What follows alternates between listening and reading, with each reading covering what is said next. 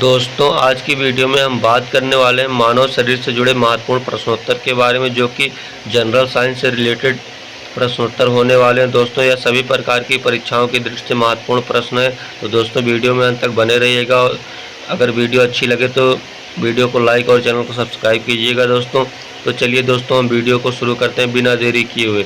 दोस्तों हमारा पहला क्वेश्चन है, लाल रक्त कण रेड ब्लड सेल्स का निर्माण होता है। तो दोस्तों रेड ब्लड सेल्स का निर्माण कहाँ होता है? तो अस्थि मज्जा में रेड ब्लड सेल का निर्माण होता है। अगला क्वेश्चन है दोस्तों हमारा, लाल रक्त कण का जीवन काल कितने दिनों तक होता है? तो दोस्तों लाल रक्त कण का जीवन काल 120 दिनों तक होता है। अगला क्वेश्चन दोस्तों, श्वेत रक्त कण व्हाइट ब्लड सेल्स का जीवन काल कितने दिनों तक होता है? तो दोस्तों व्हाइट ब्लड सेल्स का जीवन काल 1 से 4 दिनों तक होता है। अगला क्वेश्चन दोस्तों, श्वेत रक्त कण व्हाइट ब्लड सेल को क्या कहा जाता है? तो दोस्तों व्हाइट ब्लड सेल्स को ल्यूकोसाइट कहा जाता है। अगला क्वेश्चन दोस्तों, लाल रक्त कण रेड ब्लड सेल को क्या कहा जाता है? तो दोस्तों रेड ब्लड सेल्स को एरिथ्रोसाइट कहा जाता है। अगला क्वेश्चन दोस्तों,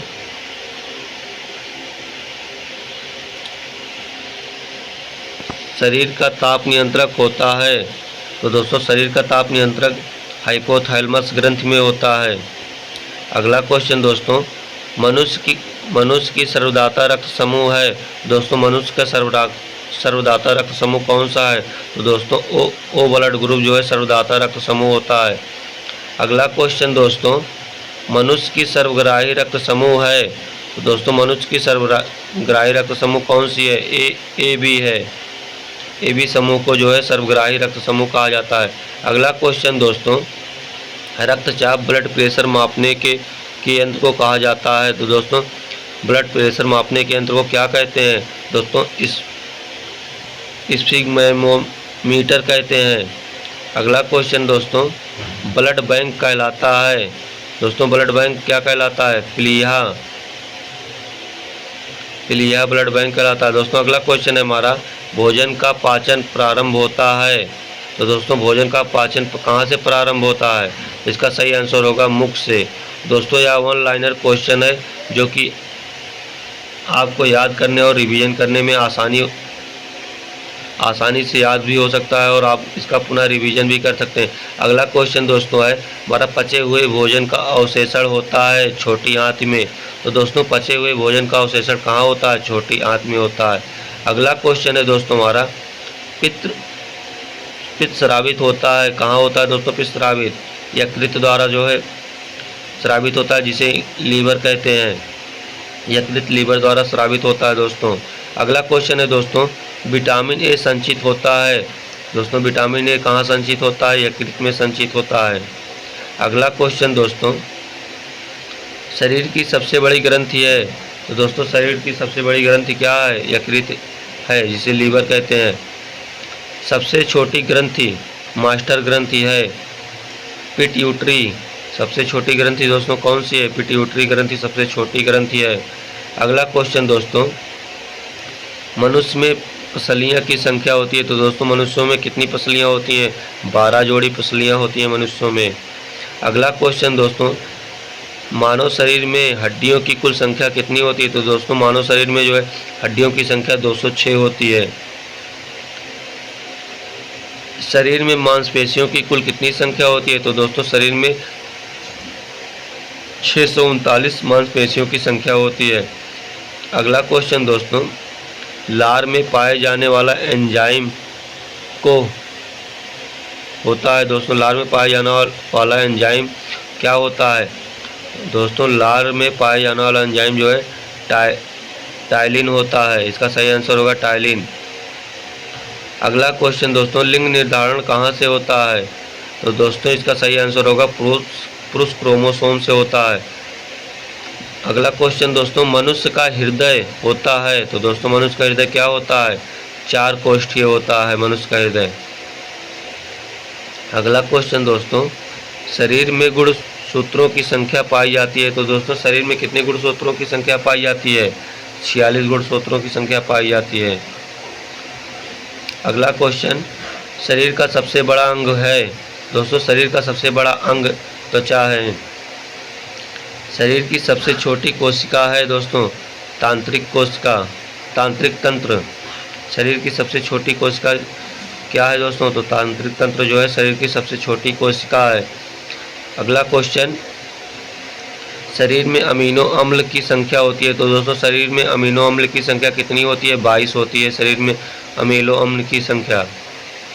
अगला क्वेश्चन, शरीर में प्रतिदिन मूत्र बनता है 1.5 लीटर मूत्र जो है मानव शरीर में बनता है।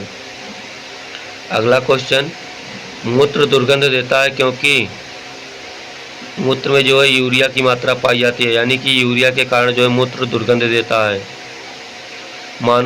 मानव मूत्र अम्लीय का पीएच मान होता है। तो दोस्तों मानव मूत्र का जो है पीएच मान कितना होता है? 6 होता है।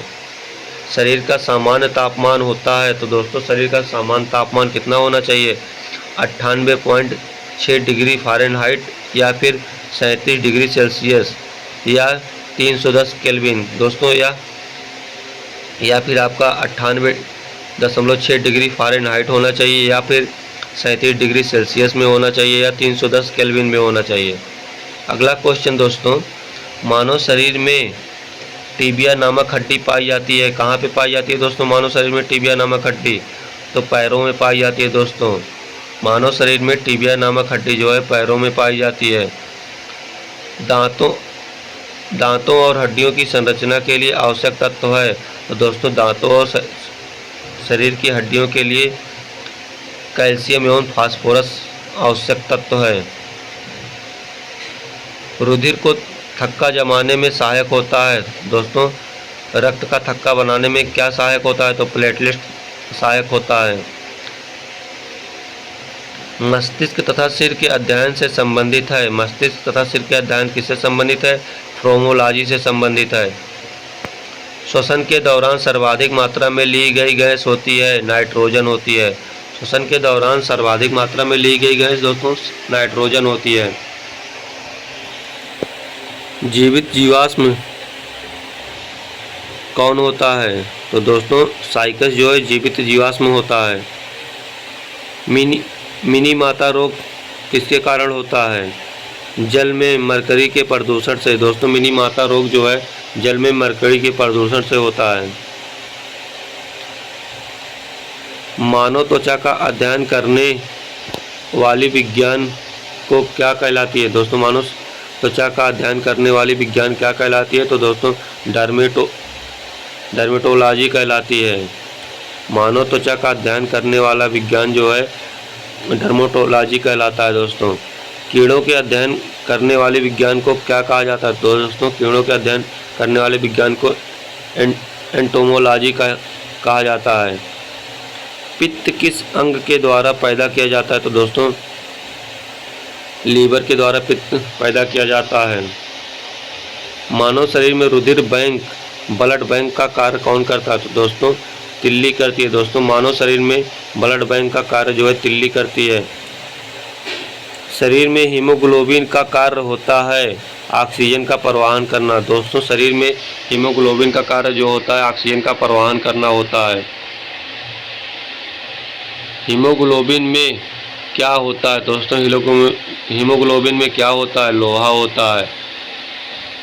दोस्तों मानव शरीर में खून किसकी उपस्थिति के कारण नहीं जमता? हिपेरिन के कारण जो है मानव शरीर में खून नहीं जमता। दोस्तों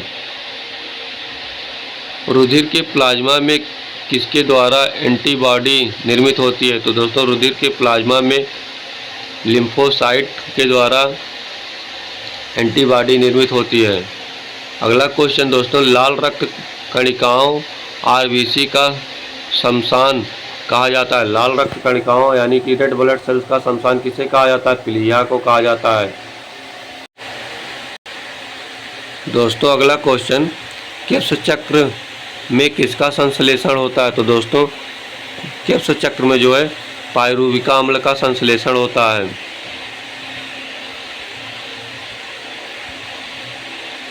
अगला क्वेश्चन दोस्तों, मानव शरीर में यूरिया का निर्माण कहाँ होता है? तो दोस्तों मानव शरीर में यूरिया का निर्माण यकृत लीवर में होता है। रक्त की अशुद्धियाँ किस अंग में जाकर छनती हैं? तो दोस्तों वृक्कों में जो है रक्त की अशुद्धियाँ जाकर छन जाती हैं। अगला क्वेश्चन दोस्तों, श्वसन की क्रिया कहाँ संपन्न होती है? श्वसन की क्रिया जो है माइटोकॉन्ड्रिया में संपन्न होती है। बस दोस्तों आज की वीडियो में इतना ही। आपको वीडियो कैसे लगी? अगर आपको वीडियो अच्छी लगी हो तो वीडियो को लाइक कीजिए, चैनल को सब्सक्राइब कीजिए। मिलते हैं नेक्स्ट वीडियो में एक नेक्स्ट क्लास के साथ। धन्यवाद दोस्तों।